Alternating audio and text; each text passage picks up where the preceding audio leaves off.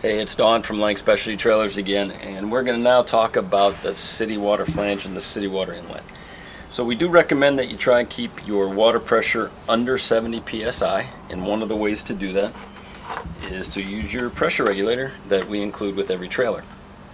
This ensures that the pressure that's going into the trailer is not going to damage your elbows and your PEX lines. So one of the things that can happen when you don't use a pressure regulator is you can break the check valve that's inside the city water flange.